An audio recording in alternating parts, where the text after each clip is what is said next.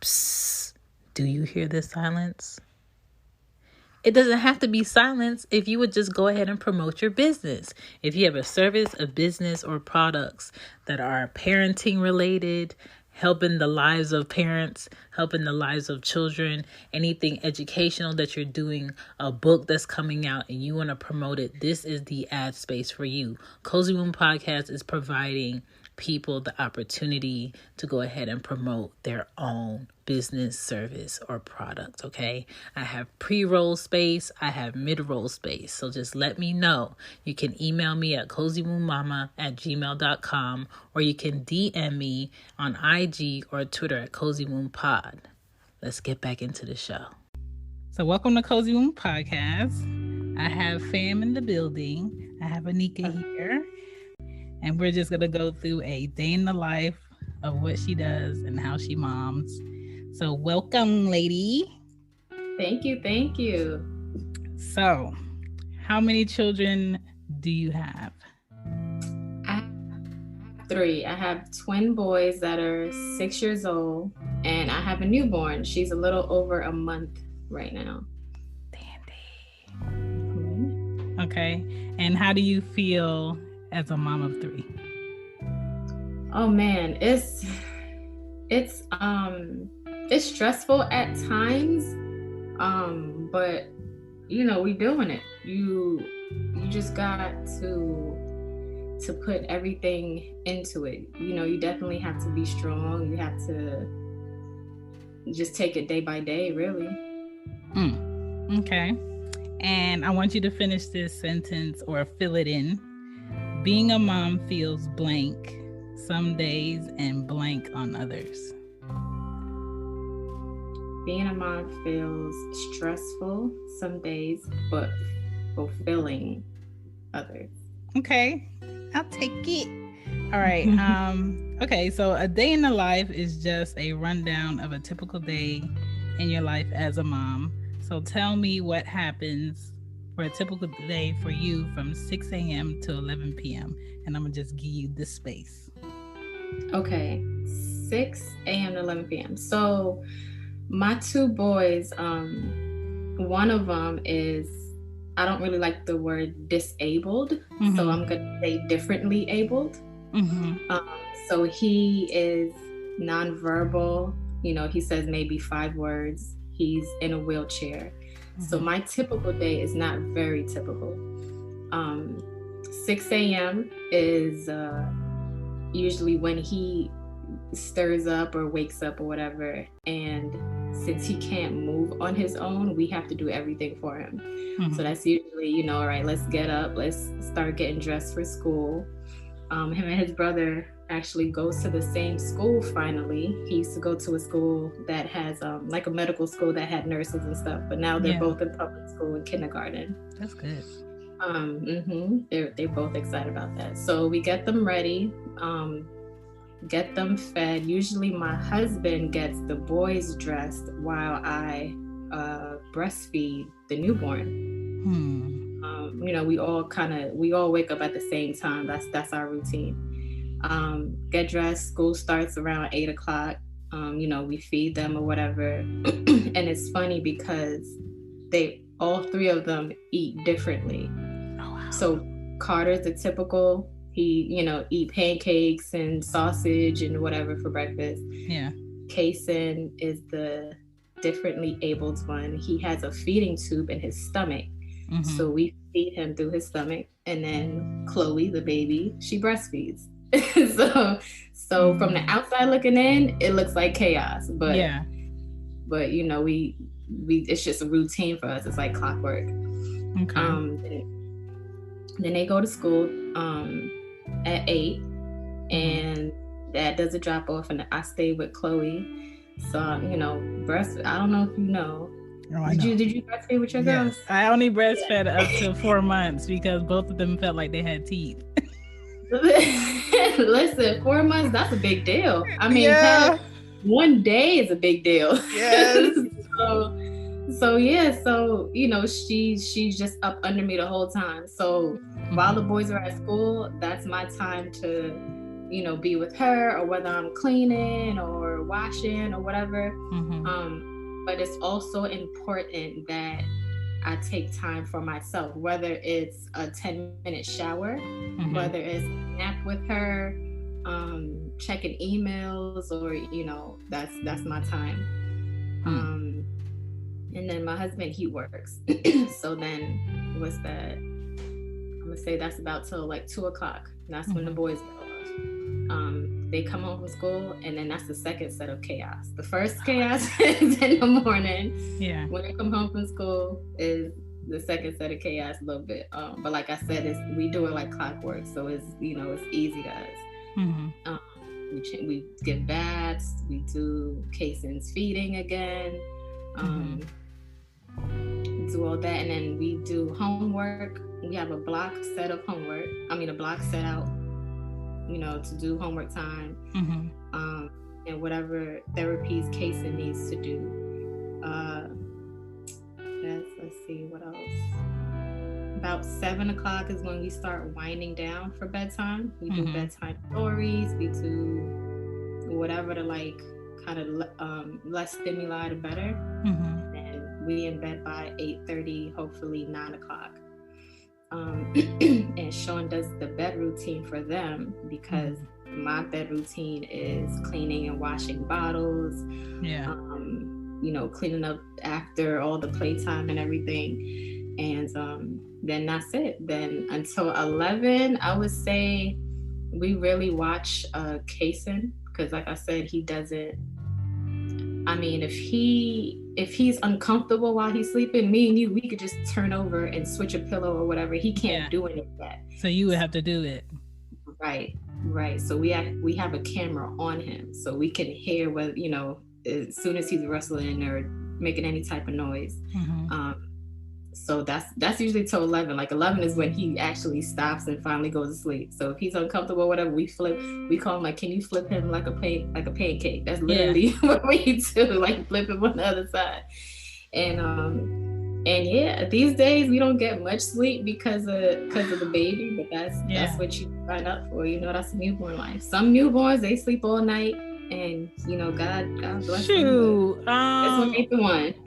Okay, so I will say Anya, she was very easy. You didn't even know I had a newborn in the house, right? Are you serious? Never. And which is a pro and a con, because you be like, oh, babies are easy because you have an easy baby. And then Aria is like the total opposite.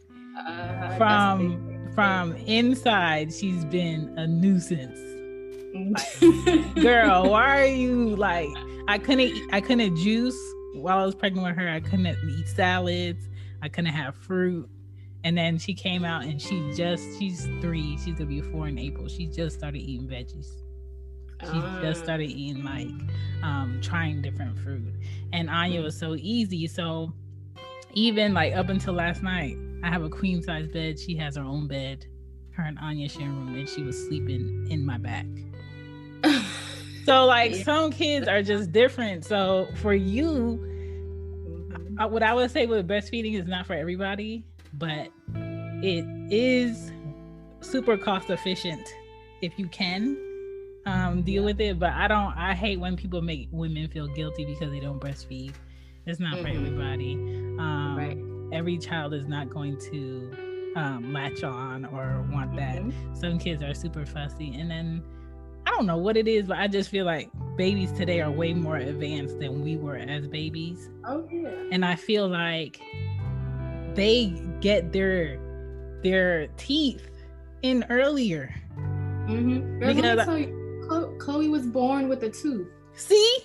So imagine that being on your boob. Yes. Multiple times a day, and there's no nipple shield that will help you. There's not enough cream in the world that will help you, and you just want a break. It's not that you don't want to breastfeed, it's just you want to find where it's comfortable to breastfeed, and sometimes it's not comfortable for people. So I'm happy that you can do it.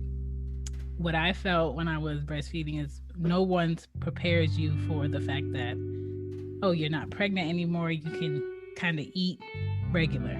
You can't. when you're breastfeeding, you have to kind of eat how you were eating when you were pregnant, because your body has to be able to take in nutrients enough to make the breast milk. You got to drink water like crazy, which means you're still going back and forth to the bathroom while you're washing clothes, while you're cleaning the house. Did you remember that you needed a shower today? Oh yeah, that, and it's crazy how much goes into it, but you really, I say you give your body up for 10 to 12 months, not just 9 months, because your body is trying to get back to itself, but it would never 100% get back to itself. And so with you having 3 kids and being married and having that schedule, how do you guys find both time for both of you? Oh, that's so usually that's a loaded question. So it's usually at night when everybody's kind of quiet, and then even then it's like we literally pray. I pray we have a good night. Let's try to Netflix and chill. Let's watch a movie. Yeah. And then 20 minutes in, we both knocked out because we so tired from the whole day. So we have to carve out, like, babe, do you want to go to lunch today? Or, let's, usually on the weekends is when it's like family time, when we all go out and do something. But as far as me and him, it's just little spurts throughout the day. And, he's a realtor. So even though he makes his own hours, when you're self-employed, you got to hustle harder. Yes. You can't just be sitting around or whatever. And, that was kind of hard to deal with, I guess, is, he got to work harder than a 9 to 5 because he has to provide for the family. And there's nobody telling him what time he has to be somewhere. He has to be on top of it. Right. And it's a gift and a curse with that. We do see he makes his own schedule, which is good. By the end of the day, he makes his own schedule. Right. But a lot of times we don't have time for ourselves, but we try to make it a thing to carve out time for ourselves because you need it. You need that to be seen to keep your relationship going. I think the fact that you guys been together for so long before you guys had kids, I think that helps more because y'all know each other in and out, and then this is just like another level of who both of you are already. Right. We've known each other since middle school, and we started dating in high school. He was still in New York. He was still living in New York, and I was in Florida. And we came to each other's prom. Like, I flew up to his prom, he flew down to my prom. Wow. And we're pretty. That's my best friend. That's good. I feel like that's like 75% of what it needs to be in order for something of what you have as a family dynamic to be successful. So that's good. What makes being a mother the most exhausting? I think I can't say this for everyone, but the fact that you can't, like, they need you. Your kids need you. Yeah. You see more single mothers than single fathers because it's just, this is your child. You brought this child to the world. You have to take care of them. Yeah. So everything lays on you. I have Sean, he's a great father. He's a great husband, whatever. But ask him any type of medical stuff that's going on with the kids or what time this appointment is. He's not doing no appointments. He's not doing none of that. It's just the mothers have a certain, how can I say?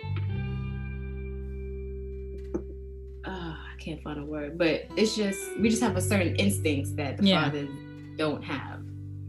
And that's the thing. Like, I have family members that every time they see Sean, they're like, "Oh my gosh, you're such a good father," and they're like praising him. And so I'm like, "What about me?" But it's like, it's just automatic. The mother is supposed to be, is supposed to do all these things. It's just a given. So sometimes, I have learned that that's just how society is. It's not it's not, I just take it with a grain of salt. Like, Right. I used to feel some type of way when I wasn't praised or whatever. Like, oh, you're such a good mom, for doing this, da da da. And only Sean was getting it, and even he would be like, I'm a father. That's what I'm supposed to do. Like, why is everybody praising me? I'm like, that's just what it is. So we just focus on our family, and that's what we have to do as mom. Just focus on yourself and your family. That's right. Okay, so what makes being a mom the most rewarding? Oh, seeing yourself in your kids. Mm-hmm. Well, that could be good or bad, depending on. Talk about.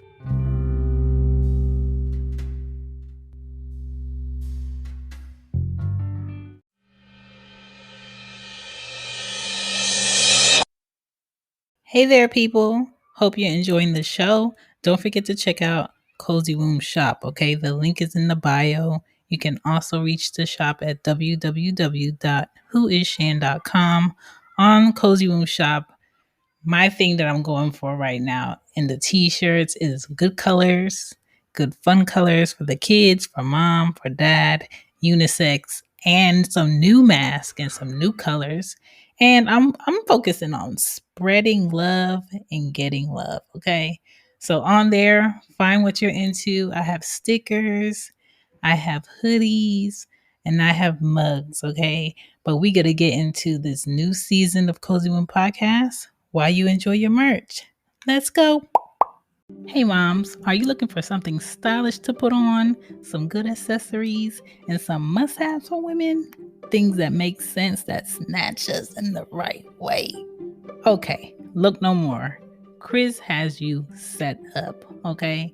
Check out shopicon.com. SHOPICCON.com. Chris is a mom doing it in her own way, okay? She's giving moms like me momentum to go ahead and do our thing, all right? I look up to her. I love her. She's very funny. Check out her podcast, Is It Tuesday? Okay, really real, really good.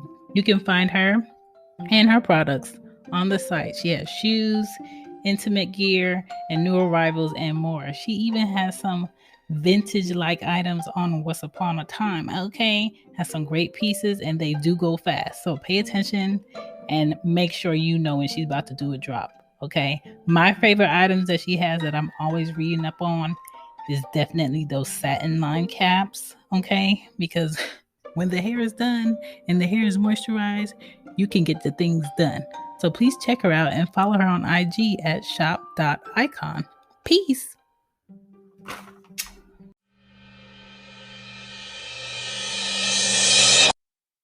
Here we go. Back to the show. Back to the show.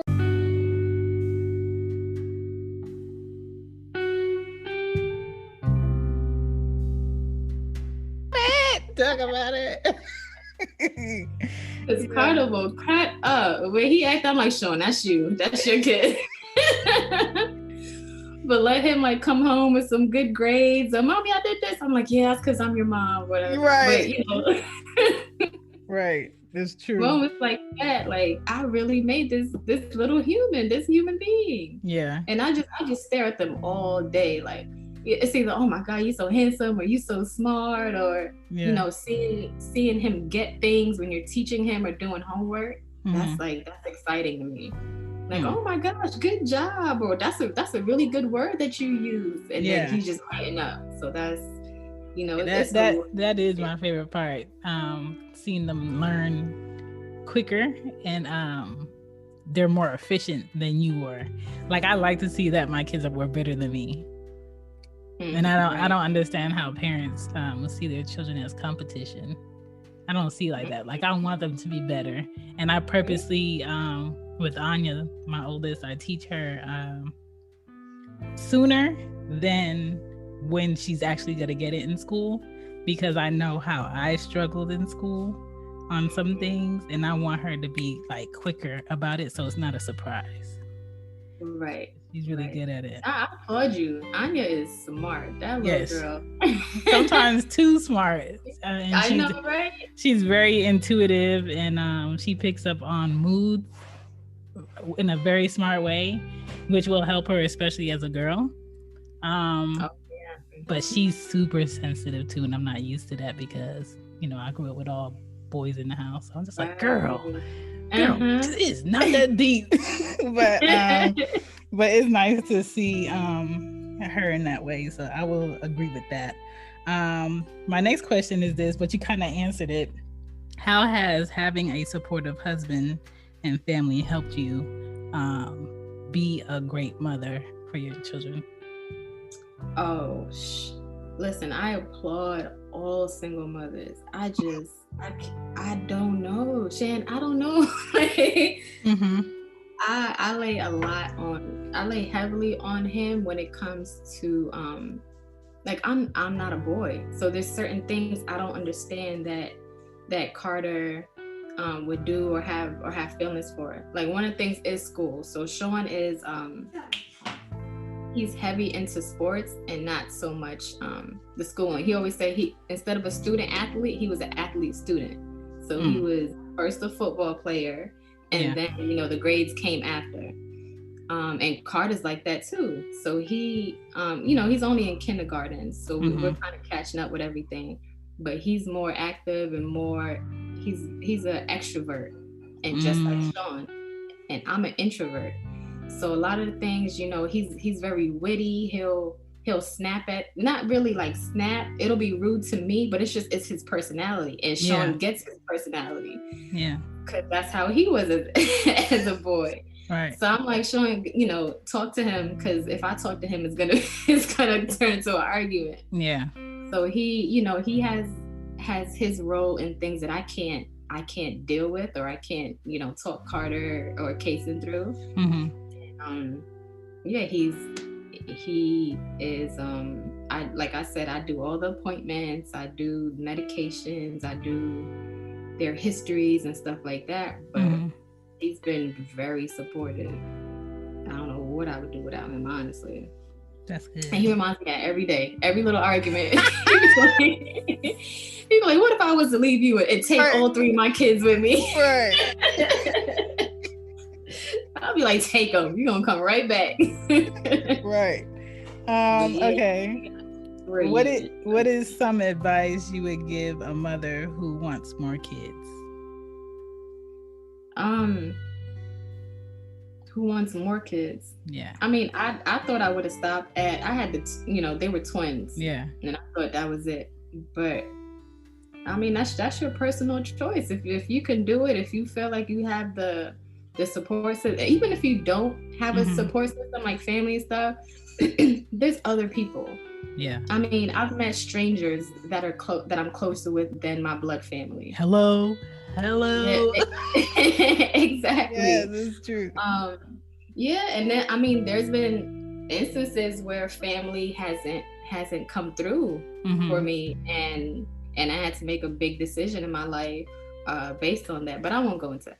Yeah. But anyway, there are, if you want to have more kids, go ahead and do it. There's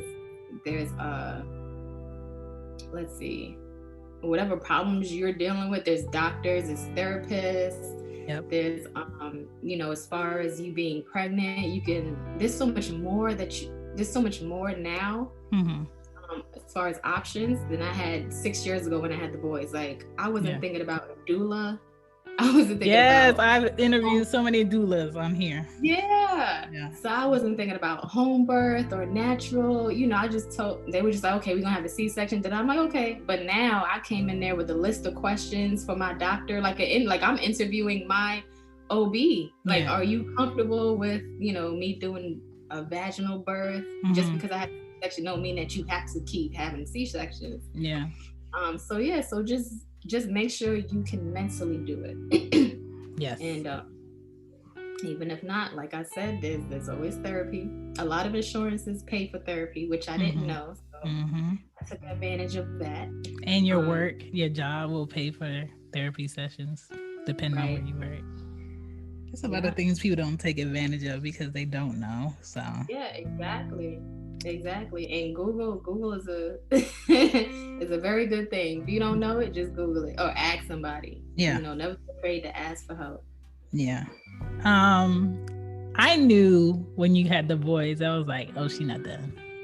I don't know what it was, but I just felt like, oh, she's not done. I don't know when it's going to be for her, but she's not done. So when you had the girl, I was like, okay, yes. Have some balance here. Exactly. So she's going to get a little taste of what it is because, I don't know.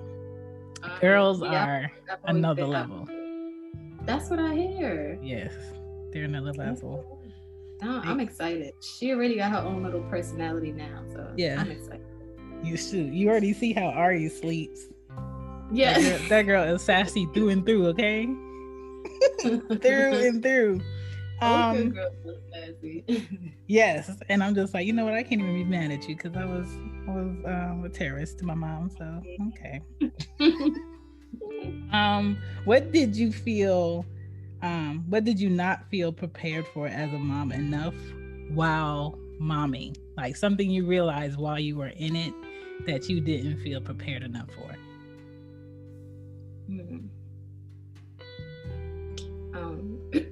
Well, my instance, I would say with Kason, and that, you know, he was diagnosed with cerebral palsy. And so when I had the boys, I had them extra early. I had them at 25 weeks. So they were 1 pound 11 ounces. So that just threw a whole wrench in the whole pregnancy. You know, in the whole pregnancy, this was not supposed to happen. What is going on? So you can read all the books. What's that famous book that everybody passes around? How to prepare for baby or something like that. Yeah, how to prepare for pregnancy, something like that. And I even had that book, never cracked it open. But yeah, that whole experience, I was not prepared for that. He had that, like, I always knew something, you know, kids have these milestones by age 1, you're supposed to do this, by age 2, do this. And none of my boys were doing it. So the whole time it was just like everything is just up in the air. We don't know what's going on. He finally got that diagnosis that he had cerebral palsy, and I've had doctors that would tell me, like, you know, he's not ever gonna walk, he's not ever gonna talk, and you know, that drains you mentally. Yeah, it's discouraging. Yeah, it really was. So, you know, in that case, I would say I was not prepared for that. And every day it might be something new with him that he is able to do or that he's not. So that's a whole nother book in itself. Being a special needs mom and, you know, having or not having certain resources for him. So that's a whole nother beast. So that was the main thing for me. I was not prepared to have a child that was like atypical. Yeah. That needed more things that a typical 6-year-old would need. I could see that. And with that, I just wish there were more parks for kids who might be special needs or not have certain abilities where they can be interactive also. And with everything going as advanced as it is over time, you would think that people would think outside the box and say, okay, there needs to be this for this. How many miles is there from this neighborhood to that neighborhood for this type of environment? So kids can also feel like they belong, because today is so many things that are taken away from kids where they have to automatically go in advancement and play with phones or iPads. And it should be more interactive with kids. So I understand that completely. What makes you happiest as a mom? What makes me happiest? Hold on. It's in the printer. What makes me happiest? At the end of the day, just knowing that you gave your all, that you tried, you know, even if it's rough days, at the end of the day, I'm like, well, at least we did some homework today. Or At least they had a well-balanced dinner, even though breakfast was, he only ate a slice of bread or whatever. Yeah. So that's what makes me happy, just knowing that my kids are good. Just knowing that my kids are good, and that I did not all. I'm over here cracking up because kids cannot whisper. And it's even funnier when they're trying to whisper. I'm just like, what are you doing? Anya was doing that earlier, trying to get the iPad. I'm just like, ma'am, get. You go right to my ear. Mommy. Oh, man. I can't deal. Yeah, I would say getting through the day, regardless of what didn't happen and what did, is what is like, okay, I could do this. It's not as bad as I thought. Or every time you feel like you're in a position where, oh my God, this is like the worst of the worst, and you get through it, it's kind of like, yeah, okay, I'm not worrying about anything, because something always comes through. And it's not to be cocky. It's about having faith in self and knowing what you can handle in the past, that this is not that bad. And I think remembering those things is what pushes you along in it. So you have to have the good with the bad. You have to have the random acts of kindness, that someone did this today, which helped me do A, B, and C. And I think for me, that's what helps me push along. And I know for other moms, that's what helps them. So it's a good thing. I would agree with that. My last question, because for you and me, so I always see this and I'm just like, oh, that's like their mom, or just like their dad. How have your parents influenced your foundation as a mom? So my parents were together since either junior high or high school. So it's funny that me and Sean have pretty much been together since high school, the same with my brother and his wife. So I think growing up and seeing that, seeing that they, been together so long or whatever, and seeing their relationship. Now, I would say my family is Jamaican. So there are some generational curses that I have to that I have to not allow into my family. Yes. But that that has grown me also, so I know what not to do to my kids, or how not to make them feel. Yeah. But for the most part, it was my dad was making the money and doing whatever, and my mother held down the household, and that's pretty much what me and my husband are doing now. Yeah, they play a big role in it. My mom, I speak to her every day, especially with Chloe now. This is like the first girl in a while in our family, so everybody's going crazy over her. But yeah, families, your parents play a big part, whether it's good or bad. Even if you had a really bad childhood, you know what not to do when you're raising your kids. Yeah. And the same if it's good. I remember when my mom used to do this with me, so I'm gonna I'm gonna do this with Case and Carter. So it's stuff like that. That's good. Well, I love it, and I'm glad you came on here to share today. Me too. Thank you. You give me a very humble but ready for whatever needs to go down type of mom vibe, and I'm happy you are here in it and you're standing up in it. I commend you for being a mom of 3, because honey, it has stopped for me at 2. You don't want that boy? No. I used to. Ari was supposed to be a boy, and then when the nurse told me, "Are you ready for me to tell you what the baby is?" I was like, "Yeah." And she said, "A girl." Man, I cussed. I screamed. I was at work in the office. They was like, "What's wrong?" I was like, "Don't talk to me."